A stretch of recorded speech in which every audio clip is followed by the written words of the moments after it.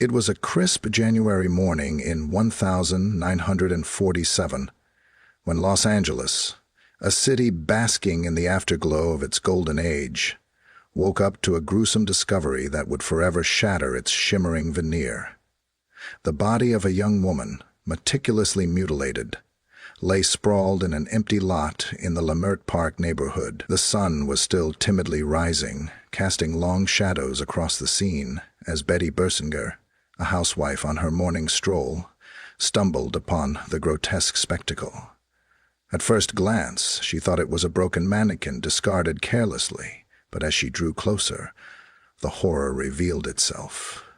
A body so violently desecrated, it felt unreal. This marked the beginning of one of the most infamous and chilling mysteries in American history: the murder of Elizabeth Short, forever immortalized as the Black Dahlia. Elizabeth Short was not a household name in life, but her death would etch her into the annals of true crime lore. At just 22 years old, she was a dreamer, like so many others drawn to the allure of Hollywood. Born in Medford, Massachusetts, in 1924, Elizabeth had an air of vulnerability mixed with a magnetic charm that made her unforgettable to those who crossed her path.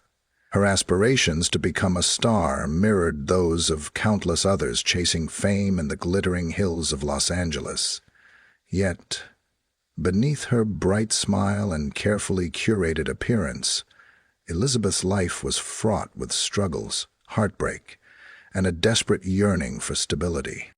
The crime scene was a macabre tableau.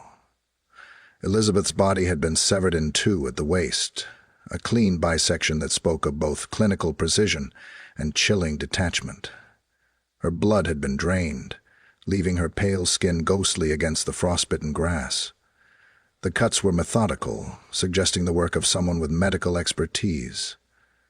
Her face had been slashed from ear to ear in a grotesque Glasgow smile, a cruel grin that seemed to mock both her suffering and the police's impending struggle to solve the case. Her lifeless body had been posed deliberately, arms raised above her head, legs spread apart, an eerie choreography designed to shock and humiliate. News of the murder spread like wildfire, igniting a media frenzy that would persist for decades.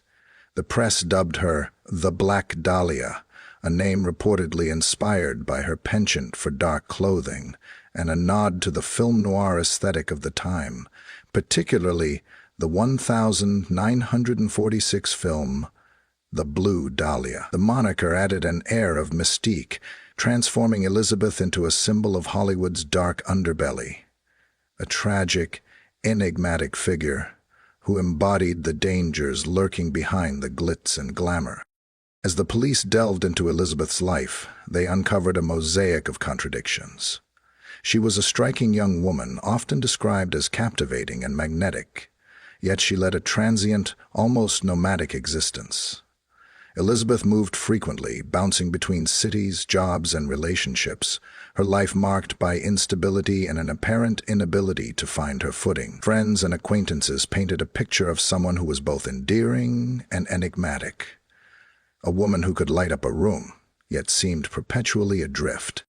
Elizabeth's aspirations to make it in Hollywood were no secret, but her path to stardom was fraught with obstacles.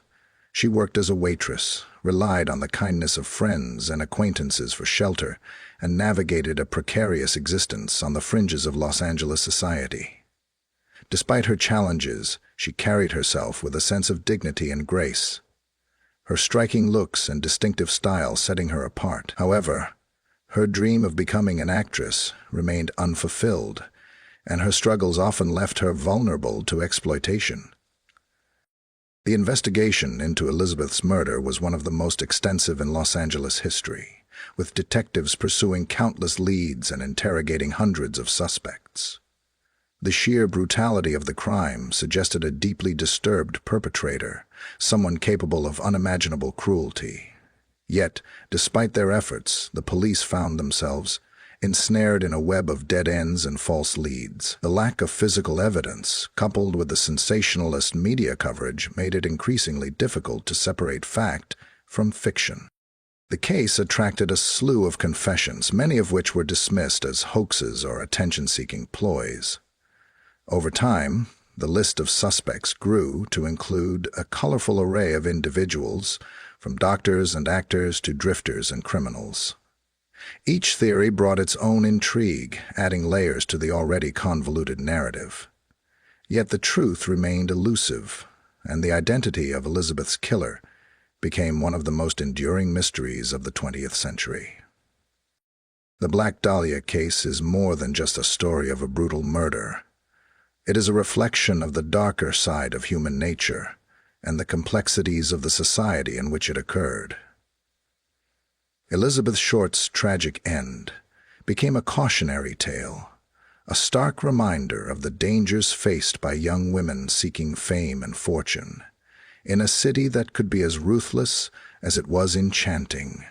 Her story continues to captivate the public's imagination, serving as both a haunting reminder of her untimely demise and a testament to her enduring legacy. As the years passed, the case remained unsolved, a tantalizing enigma that continues to inspire speculation and debate. Numerous books, documentaries, and films have attempted to unravel the mystery, each offering its own interpretation of the events surrounding Elizabeth's murder.